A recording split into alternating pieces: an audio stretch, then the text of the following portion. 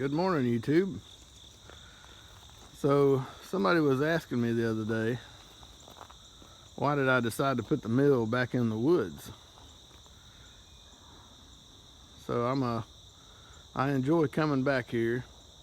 I don't know, there's something peaceful about coming back into the wood line, and for obvious reasons.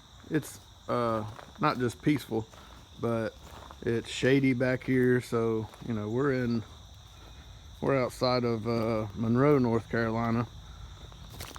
So we get pretty hot summers here, and we any bit of temperature drop we can get, we'll take. But it's just pretty back here. Got the sun coming up. So over the weekend, I noticed after that really big white oak that the mill was not level. I noticed one of the legs wasn't even touching the concrete. So I thought, well, this would be a good time I'm gonna have to level this thing back up. Why don't I just go ahead and turn it around so that the sawdust blows out the back, or the outside here. So where I load logs at, I wanted it to blow out here, and then I could take my bucket and scrape the sawdust out. And I hadn't really figured out a good a good place to put the sawdust. I know I want to eventually start using it in the barn, but there's also certain kinds of wood that the goats can't be in that sawdust, so I'd have to separate it, and I'm just not at a point where I'm ready to start doing that. So I come out here Saturday and I turned this thing around and I leveled it up all nice and level. I mean, I did a better job this time leveling it than I did the first time I leveled it. I got this end, which is higher. I got it I got it to the bottom, and then the other end is just sticking up as high as it needed to go to make the whole thing level. And then I got done and I went, oh, well, that's a problem, because I load from this side, right? Well, guess what's on this side?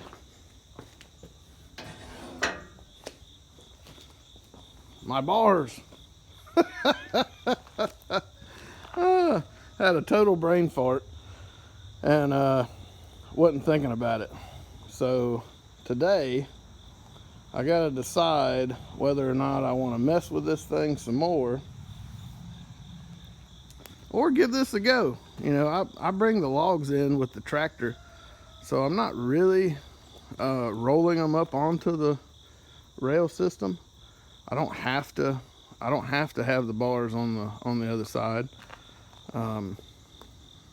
but if I need to roll a log that's really big, before I could come in with the tractor on this side that I'm standing on and pick it up and roll it with those bars up, which I still can do. I just have to do it from the inside of the carport. And I don't know, there's always something sitting in there. So I'm trying to decide whether or not I want to take the time this morning I like the head being so that the sawdust goes to the outside here. So I'd like to keep that. And there's 4 pins. Oh gosh, let me try to get my fingers here. These 2 right here, and there's 2 on the other side. But you got to hold them out, because if that silver bar right there, that's the rail that they ride on, and the pins are actually tucked up underneath there. And if you look, there's holes right there, here, over here, down there. And you can turn those pins to where they stick in those holes, and it locks the head in place. That's if you got the trailering kit that's an option. I think it's like $3 grand for the trailering kit. I didn't. I bought it used, so I didn't buy the kit. But anywho, I'm rambling.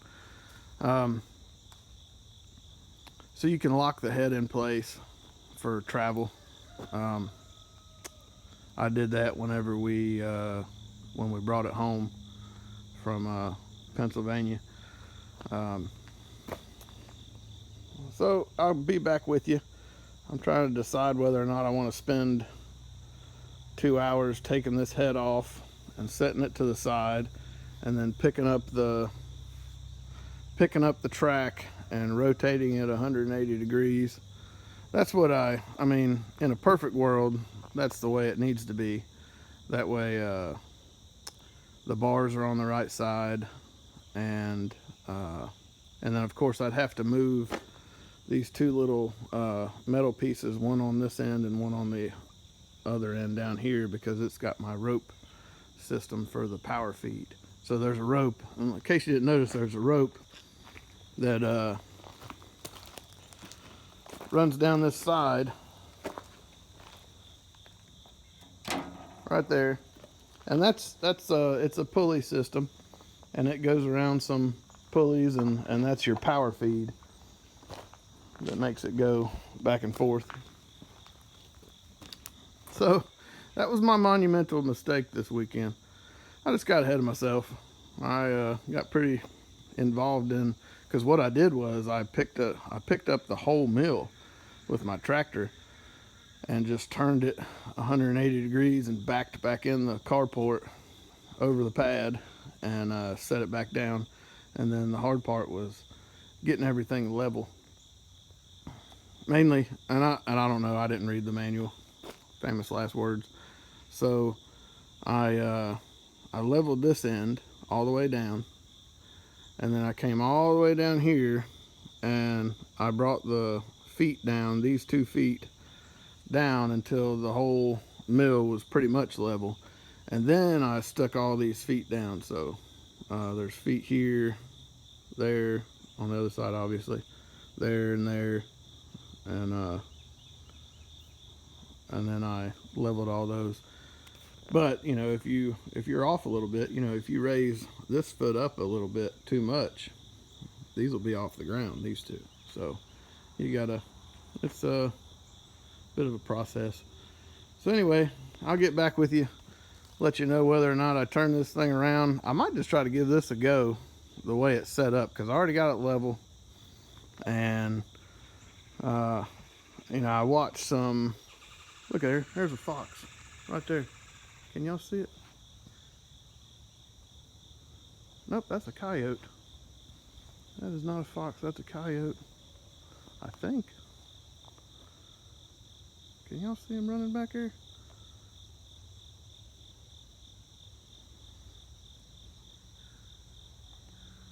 Maybe that is a fox. Nope, that's a fox. He's coming around.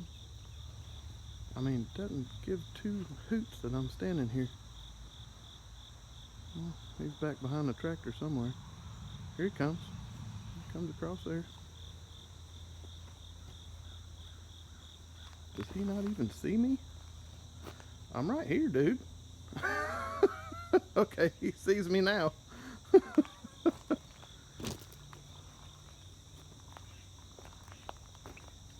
I know we're in the sun, but heck, I gotta video this. How often you get a fox just run right by you? Where did his little butt go? Oh, he's behind. He's kind of hiding from me. Hey, buddy. Not the biggest, bushiest tail I've ever seen on a fox, but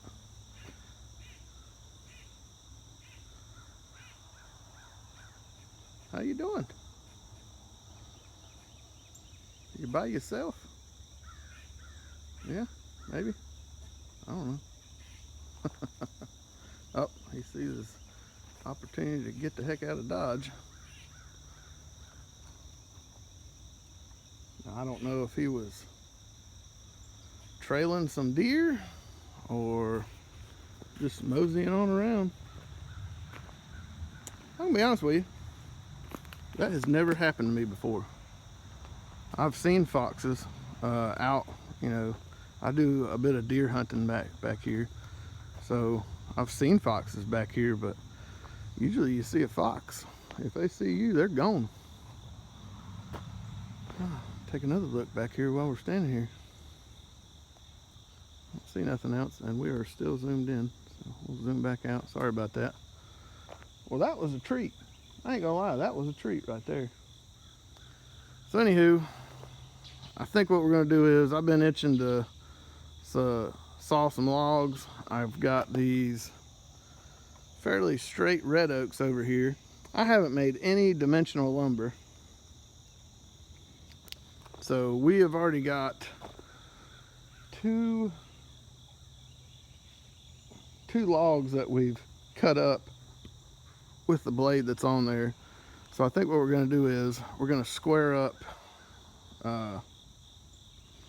two of these red oaks back behind me.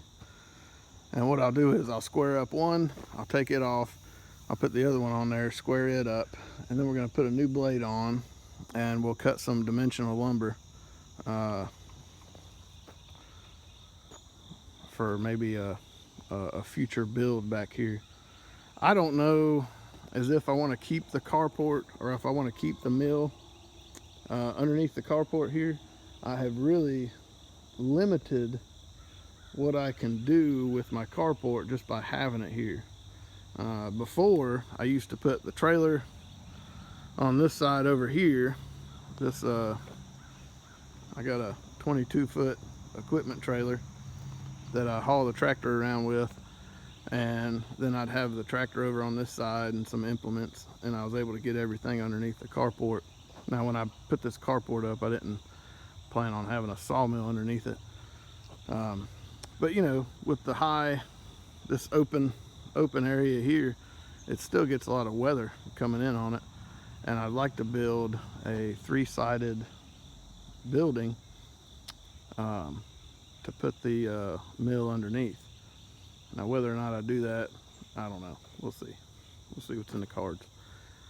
But I think I'm going to wrap this up, this video up, and get it posted, because that fox was just pretty darn cool to see this morning, and he didn't care one bit that I was standing here.